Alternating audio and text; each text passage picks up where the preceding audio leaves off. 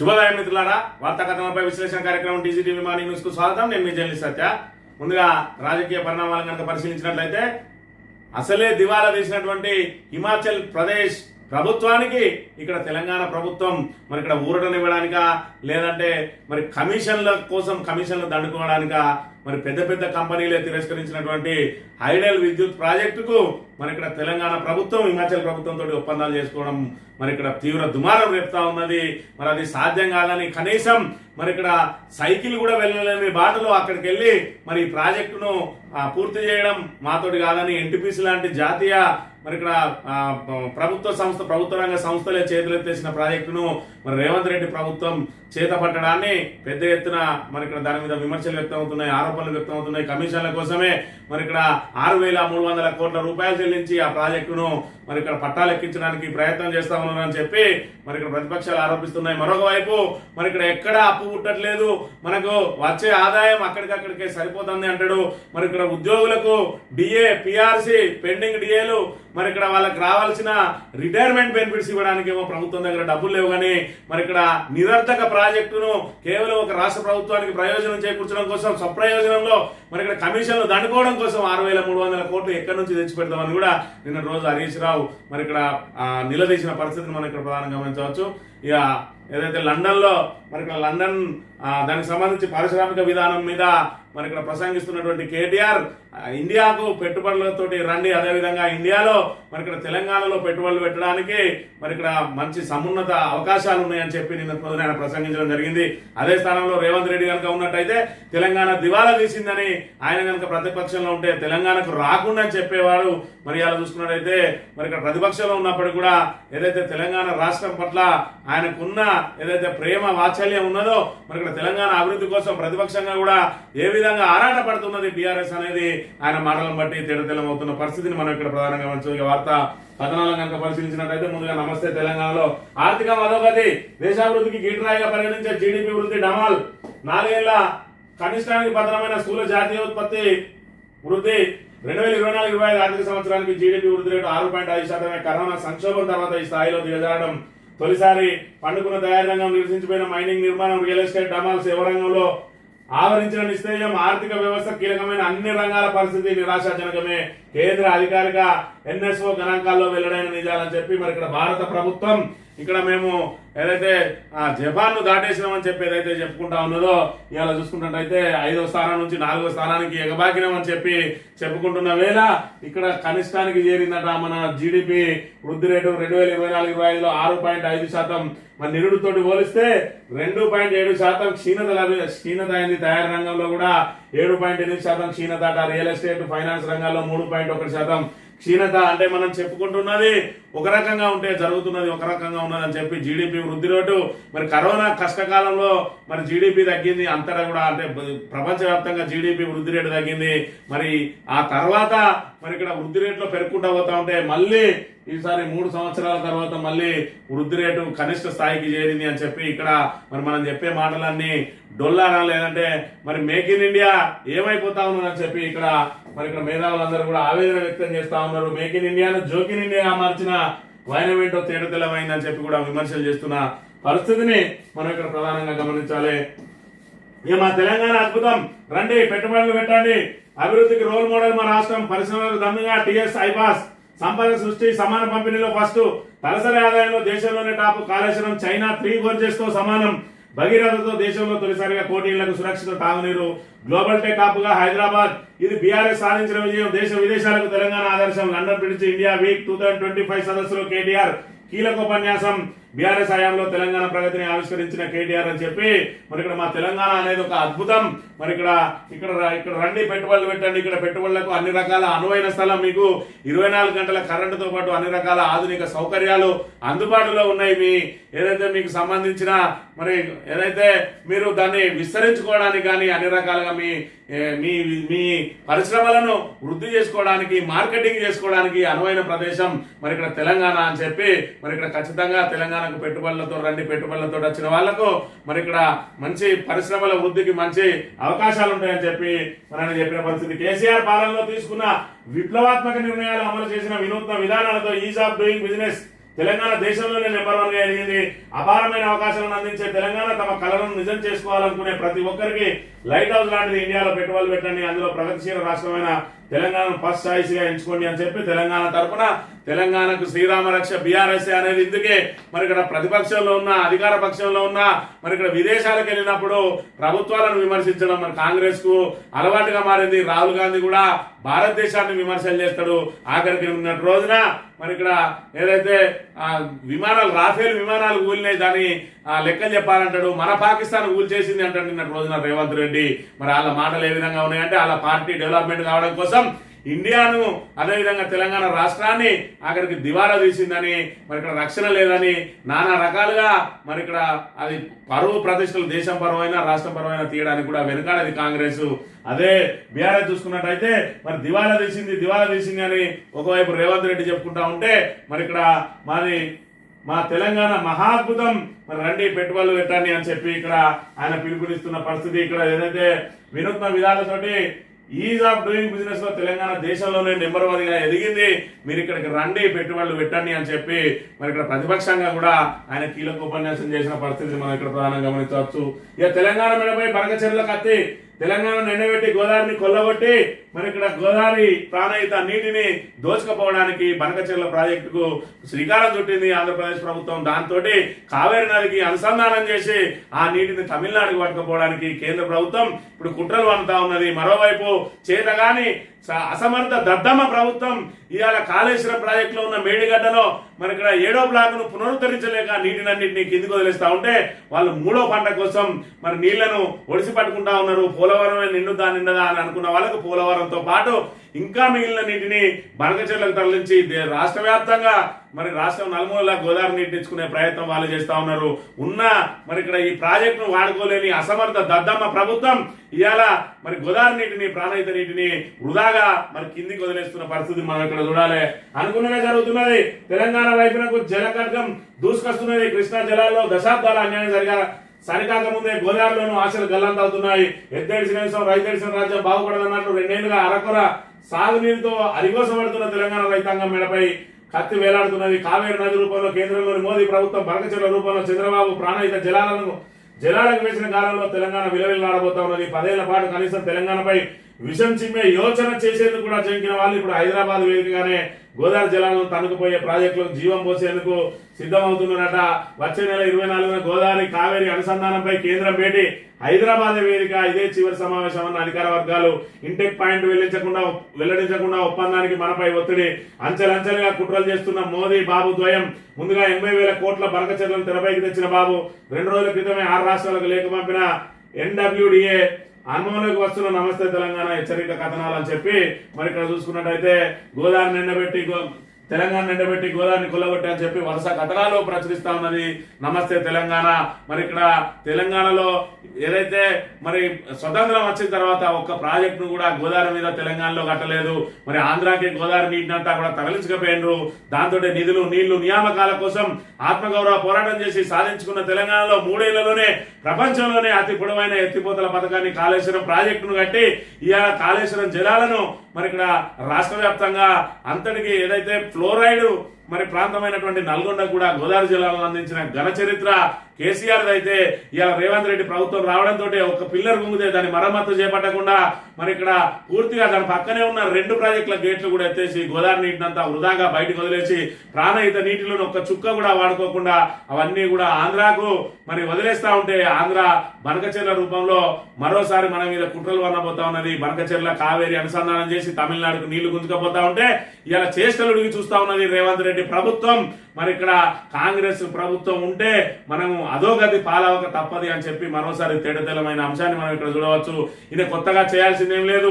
మరి అక్కడ కాళేశ్వరం ప్రాజెక్టుకు సంబంధించి ఏదైతే 7వ బ్లాక్ కుంగిందో మరి అందులో ఒక పిల్లర్ కుంగిందో ఆ 7వ బ్లాక్ ను పూర్తిగా మరి మరమ్మతు చేయాలి, దాన్ని పూర్తిగా తొలగించి కొత్త బ్లాక్ నిర్మించాలని NDSA నిపుణుల కమిటీ ఇచ్చిన నివేదికను ఎల్లంటి వాళ్ళు మరి వాళ్ళ సొంత ఖర్చులు చేయడానికి సిద్ధంగా ఉన్నా కూడా వాళ్ళని కూడా పనులు చేయనీయకుండా ఈయన తెలంగాణకు న్యాయం చేస్తా ఉన్నాడా, ఆంధ్రాకు న్యాయం చేస్తా ఉన్నాడా, తెలంగాణకు సంబంధించిన గోదావరి జలాలను మరి ఇక్కడ మోదీ చంద్రబాబు నాయుడు ఎత్తుకుపోవడానికి ప్రయత్నం చేస్తా ఉన్నాడు.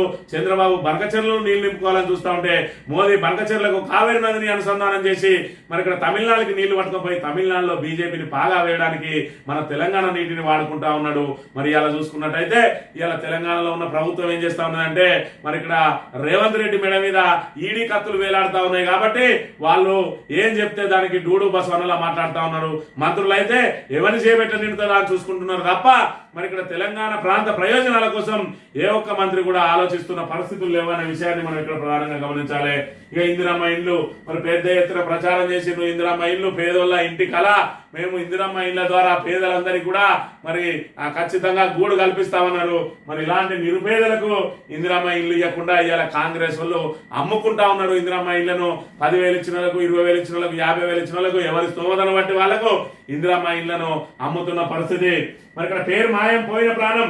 ఇందిరమ్మ ఇల్లు రాదని నిరుపేద ఆత్మహత్య, నా చావుకు కాంగ్రెస్ నాయకులే కారణం. చేతిపై రాసుకుని ఉరేసుకున్న దొడ్డి అశోక్ మృతదేహంతో గ్రామ పంచాయతీ వద్ద ఆందోళన. రంగారెడ్డి జిల్లా చింతపల్లిలో విషాదం అని చెప్పి మరి ఇక్కడ ఇందిరమ్మ ఇల్లు రాలేదని చెప్పి మరి మొదటి విడత ఏదైతే లబ్ధిదారుల లిస్ట్ లో వచ్చింది మరి ఇక్కడ ఆ ఊరికి ఎన్నైతే శాంక్షన్ అయినాయో దానిలో అయిన పేరు మాయమైందట. మరి కాంగ్రెస్ నాయకులే దీనికి కారణం అని చెప్పి మరి ఇక్కడ ఇందిరమ్మ ఇల్లు వస్తుంది, మరి నా కుటుంబానికి ఒక నిలువ నీడ దొరుకుతుంది అని చెప్పి మరి ఇక్కడ ఉబలాట పడుతున్న ప్రాణం మరి అక్కడ ఇందిరమ్మ ఇల్లు లబ్ధిదారుల లిస్ట్ లో పేరు మాయమవడంతో ఆయన మరి ఇక్కడ పూర్తి స్థాయిలో ఇంకా మనస్తాపం చెంది మరి చేతి మీదనే సూసైడ్ లెటర్ రాసిండు. సూసైడ్ వ్యాఖ్యలు ఇందులో రాసి నా చావుకు కాంగ్రెస్ వాళ్ళే కారణం, నా ఇందిరమ్మ ఇంటిని మరి వచ్చిన దాన్ని వాళ్ళే తొలగించిండ్రు, అందుకే నేను చనిపోతా ఉన్నా అని చెప్పి కూడా ఇక్కడ అదైతే దానికి సంబంధించిన సూసైడ్ నోట్ రాసి మరీ చనిపోయింది అని అంటే తెలంగాణ కాంగ్రెస్ ప్రభుత్వం ఏ విధంగా మరి ఇక్కడ పథకాలను మరి ఇక్కడ అమలు చేస్తా ఉన్నది అనే విషయాన్ని మనం ఇక్కడ గమనించాలి. కేవలం కాంగ్రెస్ నాయకుల జేబులు నింపడం కోసం, అది కూడా అరకొర పథకాలే. ఇలా 4.5 లక్షలు ఇల్లు ఇస్తా అన్నాడు ఒక సంవత్సరంలో. ఇప్పుడు రెండో సంవత్సరం వచ్చింది 9 లక్షలు ఇల్లు ఇవ్వాలి. 9,000 ఇల్లు కూడా ఇప్పటికీ పట్టాలు ఎక్కలేదు అని అంటే మరి ఇక్కడ వాళ్ళ పథకాల్లో ఎంత డొల్లతనం ఉన్నదో మనం ఇక్కడ అర్థం చేసుకోవచ్చు. ఇక మిస్బిహేవ్ చేసింది ఆ ఇద్దరైనా, మ్యాగీతో అనుచితంగా ప్రవర్తించిన ఇద్దరు ఆనవాళ్ళ గుర్తింపు, దర్యాప్తు అధికారులకు చిక్కిన సీసీటీవీ రికార్డెడ్ ఫుటేజ్, వారు ముఖ్య నేతకు సన్నిహితంగా మెలిగే నాయకులైన ప్రచారం, నివేదికను ప్రభుత్వానికి సమర్పించిన విచారణాధికారులు వివరణ కోరిన మీడియాపై ఈవెంట్ అధికారి బూతులు అని చెప్పి మరి ఇక్కడ ఏదైతే అందాల పోటీలు మరి మొన్నటి వరకు కూడా అందాల పోటీలను దాన్ని పెద్ద ఎత్తున ప్రచారం చేసుకోవాలని ప్రయత్నం చేసింది రేవంత్ రెడ్డి ప్రభుత్వం. ఏదైతే మిస్ ఇంగ్లాండ్ మరి పోటీల నుంచి తప్పుకొని మరి మమ్మల్ని వేషల్లాగా చూస్తా ఉన్నారు, అంగట్లో ఆటబొమ్మల్లాగా మా అట్లా మిస్బిహేవ్ చేసిండ్రు అని చెప్పి మరి దానికి సంబంధించిన అంశం పెద్ద ఎత్తున దుమారం రేగడంతో మరి ఇక్కడ అందాల పోటీలతోటి మరి ఇక్కడ వాళ్ళకు ప్రభుత్వ ప్రతిష్ట పెరుగుడు మాట దేవుడెరుగు. మరి ఇక్కడ తెలంగాణ బ్రాండ్ ఇమేజ్ నే దెబ్బతీసింది. దాంతో అందాల పోటీల నుంచి పక్కన జరిగిన ప్రభుత్వం ఇప్పుడు ఏదైతే ప్రజా సమస్యలు, రైతు సమస్యలని కొత్త రాగం ఎంచుకున్నది. నేడు ఫైనల్ జరగబోతా ఉన్నది. మరి దాని మీద ఒక విచారణ కమిటీ కూడా వేసిరట. మిస్బిహేవ్ ఎవరు చేసిరని, ఎవరు చేసిరు మిస్బిహేవ్ ఎవరు చేస్తారు అలా మొత్తం కాంగ్రెస్ నాయకులని అనుమతించారు కాబట్టి మరి వాళ్ళే పెద్ద పెద్ద గొప్ప గొప్ప కాంగ్రెస్ నాయకులు ఎవరైతే ఉన్నారో వాళ్ళే మిస్బిహేవ్ చేసిరని ఆ కమిటీ ఒక మరి అంచనాకు వచ్చి ఆ నివేదికను ఇచ్చిందట. ఆ నివేదికను ఏం చేస్తుంది ప్రభుత్వం, వాళ్ళనే తీస్తుంది, మరి చెత్త పుట్టలో పడేస్తుంది. తర్వాత ఏదో ఒక అంశం తెర మీదకి వస్తుంది, ఈ అందాల పోటీల అంశం పక్కకు జరుగుతుంది. కానీ అందాల పోటీల ద్వారా తెలంగాణ ప్రభుత్వానికి ఏమొచ్చింది అని అంటే తెలంగాణ బ్రాండ్ ఇమేజ్ కు మాయని మచ్చొచ్చింది. మరి ఇక్కడ పూర్తి స్థాయిలో ఏదైతే రేవంత్ రెడ్డి ప్రభుత్వానికి పరిపాలనే కాదు కనీసం ఈవెంట్లు కూడా నిర్వహించడం చేత కాదని మరి ఒక సందేశం అయితే వచ్చిందనే విషయాన్ని మనం ఇక్కడ ప్రధానంగా గమనించాలి. ఇక పట్టు వీడని 10%, పట్టు వీడని మిస్టర్ 10%, పనులు కాదు కమిషన్లే ముఖ్యం. కొలికిరాని cable panchayati Jubilee bus station లో పనులు కష్టమే, కాంట్రాక్టర్తో కుదిరిన ఒప్పందం తలలు పట్టుకుంటున్న అధికారులు అని చెప్పి మరి ఇక్కడ జూబ్లీ బస్ స్టాండ్ కు సంబంధించి విద్యుత్ కనెక్షన్ ఇవ్వడానికి కేబుల్ ఏదైతే కొనాలనుకుంటారో ఆ కేబుల్ 200 కోట్లు అవుతుంది, 10% నాకు 20 కోట్లు ఇస్తేనే కొనాలని చెప్పి మరి మిస్టర్ 10% వేసిన ఆర్డర్ కు మరి దాన్ని తప్పించుకోవడానికి వీరు కాంట్రాక్టర్నే మీరు కేబుల్ కొనుక్కోవాలని చెప్తే మరి మీరు ఎవరైనా కొనుక్కోరు, ఏమైనా చేయండి, నా 10% నాకు రావాలి, అట్లయితే నేను అనుమతిస్తా అన్నాడట. వాళ్ళు తలలు పట్టుకుంటా ఉన్నారట. ఈ 10% ఏందో, ఈ కథ ఏందో, మరి ఈ ప్రభుత్వం ఏందో, మరి ఇక్కడ ఈ 3 ఏళ్ళు ఎప్పుడు గడుస్తాయా మహాప్రభు అని చెప్పి మరి తెలంగాణ ప్రజానీకం ఎదురు చూస్తున్న పరిస్థితిని మనం ఇక్కడ చూడాలి. హిమాచల్ ప్రాజెక్టులపై ఉబలాట మేళ, అవినీతి జరిగినట్టు ఆధారాలున్నాయి, త్వరలోనే వాటిని బయట పెడతాం. మోసర్ బేర్ ఎన్టీపీసీ వదిలేసిన ఆ పవర్ ప్రాజెక్టుపై ఒప్పందం దేనికో అనుగాని ఆ ప్రాజెక్టు తుగ్లక్ చర్య, తెలంగాణ దివాలా తీసింది అనడం చెవిలో పువ్వు పెట్టినట్టు కాదా. 2 కాంగ్రెస్ ప్రభుత్వాల మధ్య జరుగుతున్న మతలం ఏమిటో ఢిల్లీ కాంగ్రెస్ చెప్తుందా, గల్లీ కాంగ్రెస్ చెప్తుందా? అప్పు పుట్టడం లేదంటున్న వారికి 6200 కోట్లు ఎక్కడి నుంచి వస్తాయి? మాజీ మంత్రి హరీష్ రావు. రాష్ట్రంలో ప్రజలకు ఇచ్చిన హామీలు అమలు చేయడం చేత గానీ అసమర్థ రేవంత్ సర్కార్ హిమాచల్ ప్రదేశ్ లోని హైడల్ పవర్ ప్రాజెక్టు కోసం ఉబలాట పడడం దేనికో? అనుగాని ప్రాజెక్టుపై రేవంత్ రెడ్డికి ఎందుకింత ఆరాటం? ఆ ప్రాజెక్టు వ్యవహారంలో పెద్ద ఎత్తున అవినీతి జరిగింది. త్వరలోనే కాంగ్రెస్ అవినీతి బండారాన్ని పూర్తి ఆధారాలతో బయటపెడతా అంటున్నాడు. హిమాచల్ ప్రదేశ్ దాని గురించి తెలుసు మనకు. భారతదేశంలో 3 కాంగ్రెస్ పాలిత రాష్ట్రాలు ఉన్నాయి. అందులో మొట్టమొదటి అధికారంలోకి వచ్చింది హిమాచల్ ప్రదేశ్, ఆ తర్వాత అధికారంలోకి వచ్చింది కర్ణాటక, ఆ తర్వాత వచ్చింది తెలంగాణ. ఇవాళ చూసుకున్నట్టయితే హిమాచల్ ప్రదేశ్ పూర్తిగా ఆర్థిక సంక్షోభంలో కూరుకొని పూర్తిగా దివాలా తీసింది. మరి ఇక్కడ చూసుకున్నట్టయితే కర్ణాటక ప్రభుత్వం పూర్తిగా స్కాముల్లో మునిగిపోయింది. తెలంగాణ ప్రభుత్వానికి వచ్చేటప్పటికీ ఇక ఆ దివాలా తీసింది అని చెప్పి సాక్షాత్తు మరి ఇక్కడ ముఖ్యమంత్రి ప్రకటించిండు. మనకేడా అప్పు ఊడతలేదు, మరి ఇక్కడ అప్పు కోసం పోతే చెప్పులు ఎత్తుకపోయేటోని చూస్తా ఉన్నారు అని చెప్పి ఆయన స్వయంగా ఆయన నోటితోటే మాట్లాడిన మాటలు చూసినాం. మరి ఇలా 6200 కోట్లు పెట్టి హిమాచల్ ప్రదేశ్ లో పెద్ద పెద్ద కంపెనీలే మేము చేయలేమని చేతులు ఎత్తేసిన హైడల్ పవర్ ప్రాజెక్టును ఎందుకు ఈయన ఎత్తుకెత్తుకుంటా ఉన్నాడు? అది అయ్యేది కాదు, పోయేది కాదు. కానీ దాంతో ఒప్పందం చేసుకుంటే వచ్చే ముందస్తు కమిషన్ల కోసమే చేసుకుంటా ఉన్నారు. దానికి తగిన పూర్తి ఆధారాలు ఉన్నాయి, త్వరలోనే బయట పెడతా అని చెప్పి నిన్న రోజున హరీష్ రావు గారు చెప్పిన అంశాన్ని కూడా మనం చూడవచ్చు. ఇక సన్నాలకు బోనస్ ఏది? ఊరించి ఉసూరు అనిపించిన కాంగ్రెస్ సర్కార్ రాష్ట్రమంతటా లక్షల మంది రైతుల ఎదురు చూపులు.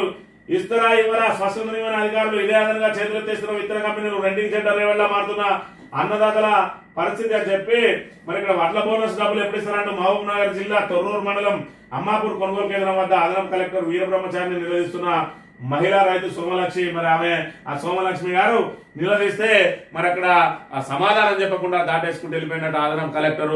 ఇప్పటి వరకు ఒక్క క్వింటాల్ కూడా 500 రూపాయలు రాలేదు రబీలో అని అంటే మరి ఇక్కడ కాంగ్రెస్ ప్రభుత్వ పథకాల మరి ఇక్కడ పరిస్థితి ఏ విధంగా ఉన్నది? మరి ఇక్కడ ఆరంభ శూరత్వం వీళ్ళు. మరి ఇక్కడ ఏదైతే ఎన్నికల ముందు చెప్పిండు రైతు పండించే ప్రతి గింజకు ప్రతి పంటకు క్వింటాలకు 500 ఇస్తా అన్నాడు. అది పసుపే గాని మిర్చే గాని మరి కందులే గాని సజ్జలే గాని అదే విధంగా సన్నట్లే గాని దొడ్డట్లే గాని పత్తే గాని ఏదన్నా గాని రైతు పండించిన ప్రతి పంటకు క్వింటాలకు 500 బోనస్ అన్నాడు. ఆ తర్వాత మళ్ళీ వచ్చిన తర్వాత ఏం చేసిండు? ఓన్లీ సన్నవడ్లకే ఇస్తానన్నాడు. ఓన్లీ సన్నవడ్లకి అందించిందా అంటే మొట్టమొదటి ఆరంభ శూరత్వం లాగా ఎంతో కొంతమందికి ఇచ్చిండు, చేతులు దులుపుకున్నాడు. ఇప్పటి వరకు మళ్ళీ ఈ సీజన్ లో ఒక్కరికి కూడా ఇప్పటి వరకు 2 నెలలు అవుతుంది. మరి ఇక్కడ ధాన్యం కొనుగోలు కేంద్రాలు ప్రారంభమై మరి ఇక్కడ చూసుకున్నట్టయితే రైతు భరోసా ఇచ్చిందంటే రైతు భరోసా లేదు, రుణమాఫీ పూర్తి చేసిన అంటే రుణమాఫీ లేదు, ఇచ్చిన హామీలలో ఏదన్నా ఒకటి నిలబెట్టుకున్నాడు అంటే మహాలక్ష్మి పథకంలో మహిళలకు 2500 ఇస్తాడు, అది లేదు. విద్యా భరోసా చట్టం అన్నాడు, విద్యా భరోసా కార్డు అన్నాడు, అదే లేదు. మరి ఇక్కడ పెన్షన్ 2000 4000 అన్నాడు, అదే లేదు. మరి ఇక్కడ చూసుకున్నట్టే కళ్యాణ లక్ష్మిలో తులం బంగారం అన్నాడు, అది లేదు. ఇందిరామ ఇండ్ల లబ్ధిదారులకు మేమే స్థలం ఇస్తా అన్నాడు. ఆఖరికి గిరిజనులకు కూడా స్థలం మీరే కొనుక్కోని ప్రభుత్వం దగ్గర స్థలం లేదన్నాడు. ఇంకా అమరవీరులకు మేము పెన్షన్లు ఇస్తా అన్నాడు, వాళ్ళకి ఇందిరామ ఇల్లు ఇంటి స్థలం అన్ని ఇస్తాడు. వాళ్ళందరికీ కూడా మొండి చేయి చూపెట్టిండు. ఇవాళ తెలంగాణ రాష్ట్ర ప్రజలను కాంగ్రెస్ ఏ విధంగా మోసం చేసింది? దాని మేనిఫెస్టో రాసినటువంటి మేనిఫెస్టో చైర్మన్ ప్రస్తుత ఐటీ మంత్రి శ్రీధర్ బాబు తెలంగాణ యావత్ ప్రజానీకాన్ని ఏ విధంగా మోసం చేసింది అనేది తెలంగాణ ప్రజలందరూ కూడా గుర్తుంచుకోవాల్సిన అవసరం ఉన్నది. సాక్షి దినపత్రిక విషయానికి వస్తే 1,00,000 మందికి రూపాయలు 1,00,000 వరకు జూన్ 2న ప్రారంభం కానున్న రాజీవ్ యువ వికాసం యువతకు స్వయం ఉపాధి యూనిట్ల పంపిణీకి సర్కార్ కసరత్తన తొలి విడత 1,00,000 లోపు యూనిట్లకు మంజూరు పత్రాలు. 4 కేటగిరీలకు గాను తొలి 2 కేటగిరీలకు ఛాన్స్. 50,000 1,00,000 లోపు కేటగిరీలకు కలిపి 1,00,000 మంది లబ్ధిదారులు ఎంపిక. మిగతా 2 కేటగిరీలకు విడుదల వారీగా మంజూరు పత్రాలు ఇచ్చేందుకు నిర్ణయం. ఇదే యువ వికాసం. ఈ యువ వికాసం అనేది కూడా మరి ఇక్కడ చూసుకున్నట్టయితే 50,000 నుంచి 1,00,000 వరకు ఇప్పుడు ఇస్తారట. అది ఇచ్చిన తర్వాత మళ్ళీ దీని ఏ విధంగా ఉంటుంది ఈ రాజీవ్ యువ వికాసం అనేది మన అందరికీ తెలిసిందే. ఎందుకంటే మరి ఇక్కడ చూసినాం ఏదైతే సన్నవాళ్లకు బోనస్ కథ, అదే విధంగా ఏదైతే రైతు భరోసా అది కళ్ళారా చూసినాం. 15,000 ఇస్తున్నాం, కేసీఆర్ 10,000 ఇస్తాడు బుచ్చం వేసినట్టు. మేము ఆత్మగౌరవం కోసం 15,000 ఇస్తామన్నాడు. ఆ తర్వాత 12,000 ముష్టి అన్నాడు. ఆ 12,000 ముష్టిలో ఆ ముష్టిలో 6,000 ముష్టి ఎగ్గొట్టిండు. ఇంకా 6,000 అయినా ఇచ్చిండు అనే రెండో విడత. అంటే ఆ రెండో విడత అది కూడా 4 ఎకరాలకు వేసి ఆ మిగతా ముష్టి అంతా ప్రభుత్వం దగ్గరనే పెట్టుకున్న పరిస్థితి మనం చూడాలి. రాజీవ్ యువ వికాసం లబ్ధిదారులు ఎవరైతే ఎదురు చూస్తారో మీ పరిస్థితి కూడా అంతే. జూన్ 2న ఆరంభ శూరత్వంగా ఇప్పుడు ఏదో 1,00,000 మందికి ఇస్తా అంటా ఉన్నారు. దానికి లెక్క ఉండదు, పత్రం ఉండదు. ఏదో 10,000 మందికో 5,000 మందికో ఇచ్చి చేతులు దులుపుకుంటది ప్రభుత్వం. ఖచ్చితంగా వీళ్ళు ఏ పథకం మొదలు పెట్టినా కూడా అది కొసెల్లది అనే విషయం మనకి ఇప్పటికే ఈ 15 నెలల కాలంలో తేటతెల్లమైన విషయాన్ని మనం ఇక్కడ ప్రధానంగా గమనించాలి. ప్రపంచ సుందరి ఎవరో తెలియదు నేడేనట. ప్రపంచ సుందరి ఎవరో శనివారం తెలియదు. హైదరాబాద్ లో అట్టహాసంగా జరుగుతున్న మిస్ వరల్డ్ 72వ ఎడిషన్ పోటీల గ్రాండ్ ఫినాలే నేడు రాత్రి జరగబోతోంది. హైటెక్స్ వేదికగా సాగే కార్యక్రమంలో వివిధ దేశాలకు చెందిన 40 మంది పోటీల్లో నిలవబోతున్నారు. అందులో మన మిస్ ఇండియా కూడా అందులో మన ఉన్న పరిస్థితిని మనం ఇక్కడ గమనించాలి. ఈ దఫా మొత్తం రేవంత్ సీఎం అంటే వచ్చే దఫా ఈయనకి ఏమైనా ఛాన్స్ ఉన్నాయి కావచ్చు. ఇందులో ఎలాంటి గందరగోళం లేదు. రేవంత్ రెడ్డి అర్ధరాత్రి కూడా రాహుల్ కలవగలరు. కాకపోతే పొద్దున దాకా మాత్రం ఆయన కలవనియాడు, ఎందుకంటే అపాయింట్మెంట్ ఇయ్యాడు. మరి అర్ధరాత్రులు కలిసేది మనకు ఎవరికి తెలియదు. ఇక శిశుపాల్ లాగా కేసీఆర్ తప్పులు 99 ఉన్నాయి. మరి ఇక్కడ పొంగులేటి శ్రీనివాసరెడ్డి తప్పులు ఎన్ని ఉన్నాయో మరి శిశుపాలుడు ఎవరు అన్నది మరి అలా ఎమ్మెల్యేని అడుగుతానే చెప్తాడు. ఆల్రెడీ భూములలోనే 30% అట కమిషన్.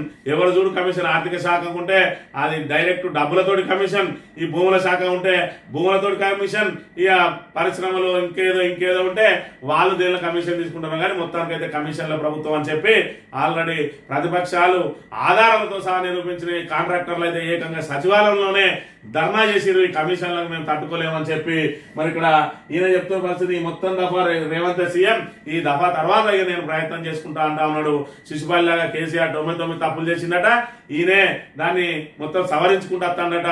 ఇలా భూభారత్ పేరుతోటి భూహారత్ ఏ విధంగా జరగబోతా ఉన్నదో మీకు రాబోయే రోజులలో తెలుస్తుంది. మీరు ఏవైతే విచారణ కమిషన్లు వేసి ఇప్పుడు మరి ఇక్కడ ఏదైతే కోడిగుడ్డు మీద ఈగలు లేకే ప్రయత్నం చేస్తా ఉన్నదో రేపు మీ మీద వేసే కమిషన్లలో మీరు అందరూ కూడా ఖచ్చితంగా జైళ్లలో పోక తప్పదు అనే విషయాన్ని మనం ఇక్కడ ప్రధానంగా గమనించాలి.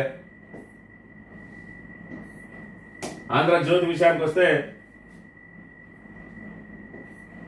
8.5 కోట్ల నగదు, 1770 వజ్రాల కిరీటం, ప్రపంచ సుందరికి అందే నజరాలు, ఏడాది పాటు ఉచితంగా ప్రపంచ యాత్ర, ప్రకటనలో సినిమాల్లో అవకాశాలు మరెన్నో. ప్రస్తుతం పోటీలో 40 మంది, ప్రపంచ దృష్టి హైదరాబాద్ పైన 150కి పైగా దేశాల ప్రత్యక్ష ప్రసారం. హైటెక్స్ లో 4,000 మంది వీక్షించాల ఏర్పాట్లు.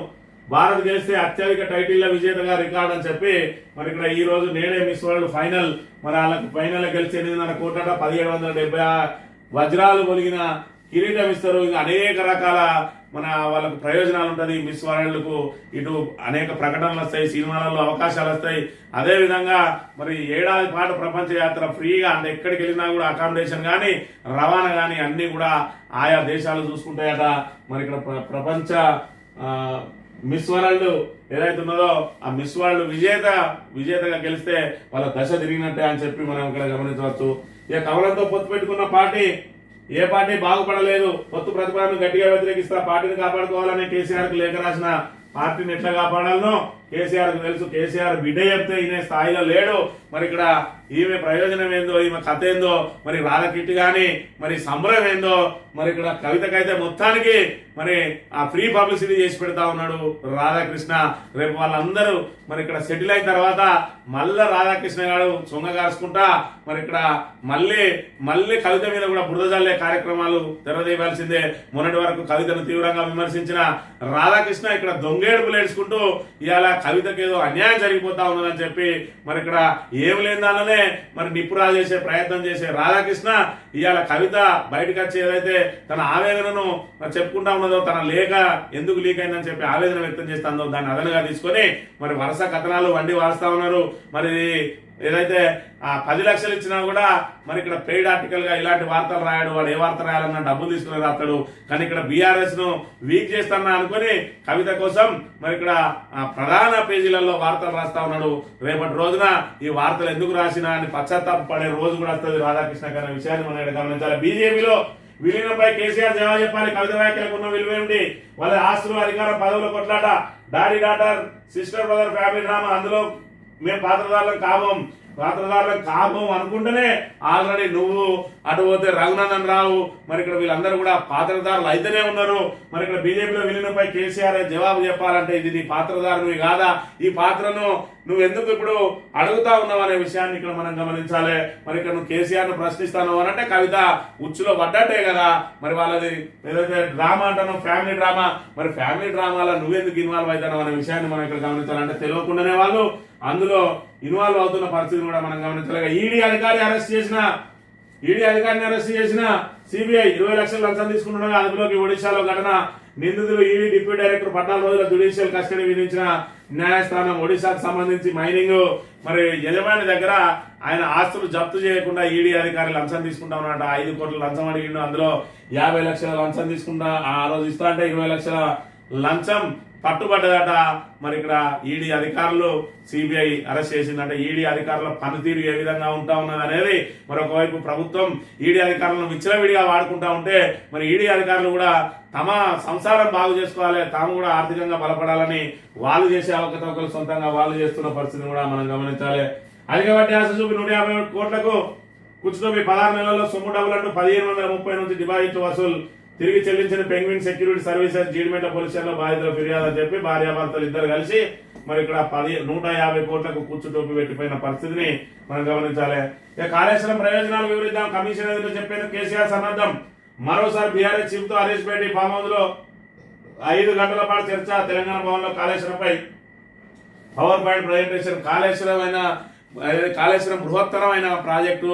మరి ఇక్కడ తెలంగాణకు పూర్తిగా నీటి అవసరాలు తీర్చగలిగే ఏకైక ప్రాజెక్టు కాళేశ్వరం ప్రాజెక్టు కాదని ఏ ప్రభుత్వం వచ్చినా ఏమి చేయలేదు. మేడిగడ్డ పునరుద్ధరణ తప్ప మరి ఇక్కడ కాంగ్రెస్ ప్రభుత్వం ముందున్న ప్రత్యామ్నాయం ఏమి లేదు. కాకపోతే పూర్తి స్థాయిలో బీఆర్ఎస్ ను బదనాం చేసిన తర్వాత దాన్ని పునరుద్ధరించాలని అనుకుంటున్నారు కావచ్చు. కానీ మరి ఏదేమైనా దీన్ని అదనంగా తీసుకొని ఆంధ్ర అదేవిధంగా కేంద్రం రెండు కూడా మన జలచౌర్యానికి పాల్పడే ప్రయత్నం చేస్తా ఉన్నాయి. కాబట్టి ఇప్పటికన్నా కాంగ్రెస్ కొంచెం మరి తలకాయలో గుజ్జు మరి ఖరాబు కాకముందే మన మేడిగడ్డను త్వరగా దాన్ని ఏదైతే మరమ్మతు చేయించినట్టయితే మన వాటర్ నీళ్లు మనకుంటాయి. లేదంటే ప్రాణహిత నీటిలో గోదావరి నీటిలో బనకచెర్ల ప్రాజెక్టు పేరుతోటి మళ్ళీ అడక్వేషన్ తెచ్చుకునే ప్రమాదం ఉన్నది.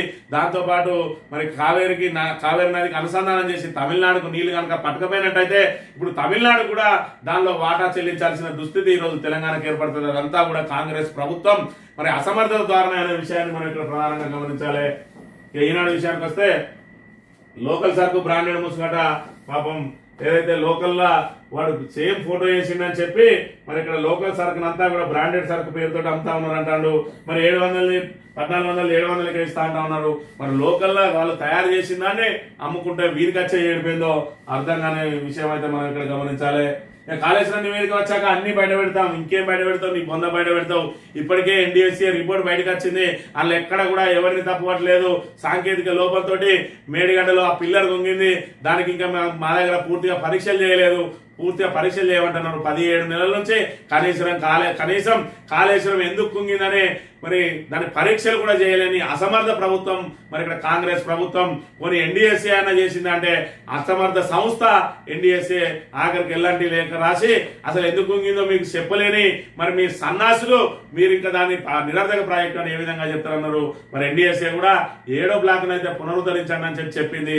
మరి ఇక్కడ నీ కమిషన్లు, నీ కథలు, నీ కార్యక్రమాలు, నీ రిపోర్ట్లు ఏవి కూడా ఎవరిని తప్పుపట్టలేదు. సాంకేతిక లోపాలు అన్నారు కాబట్టి సాంకేతిక లోపాలు ఎదురైనప్పుడు వాటిని మరి ఇక్కడ సవరించుకుంటూ ముందుకు పోవాలి. కానీ దాన్ని ఎండబెట్టి ఇవాళ ఒక పార్టీని బదనాం చేయడానికి తెలంగాణ ప్రాంత ప్రయోజనాలను తాకట్టు పెట్టి ఆఖరికి గోదావరి అదేవిధంగా ప్రాణహిత నీటిలో మరి ఇక్కడ తమిళనాడు కూడా వాటా వచ్చే విధంగా మీ విధానాలు ఉన్నాయనే విషయాన్ని మనం ఇక్కడ ప్రధానంగా చూడవచ్చు. ఇక పార్టీలో 10 ఏళ్ళు ఆవేదన అనుభవించిందట. ఏం అనుభవించిందో, ఈమె పార్టీకి ఏం చేసిందో కానీ ఇక కొర్రీలతో రణం తర్వాతే విద్యా రుణం. అమెరికాలో చదువులు వీసాలపై ట్రంప్ ఆంక్షలు, దేశీయంగా బ్యాంకుల అనధికారిక నిబంధనలు అని చెప్పి ఒకవైపు వీసాలు రాక ఇబ్బంది పెడతా ఉంటే స్టూడెంట్లు వాళ్ళకు లోన్లు ఇవ్వడానికి కూడా అనేక ఆంక్షలు పెడతా ఉన్నారట. మీకు ఆల్రెడీ మొత్తం వీసా మరి ఇక్కడ పూర్తి అయితేనే రుణం ఇస్తా అంటాడు, రుణం ఇస్తేనే అక్కడ వీసా ఇస్తా అంటారు. దీని మధ్య మరి విద్యార్థులు నలిగిపోతా ఉన్నారట. ఏది ఏమైనా ట్రంప్ కు మరి అక్కడ కోర్టులే మరి ఎక్కడికక్కడ మరి బ్రేకులు వేస్తున్న పరిస్థితి. అంటే ట్రంప్ అస్తవ్యస్త నిర్ణయాలను అక్కడ బ్రేకులు వేస్తున్న పరిస్థితి అయితే మనం చూడవచ్చు. ఇది ఈ రోజు మార్నింగ్ న్యూస్. రేపు వెళ్తాం. Thank you very much.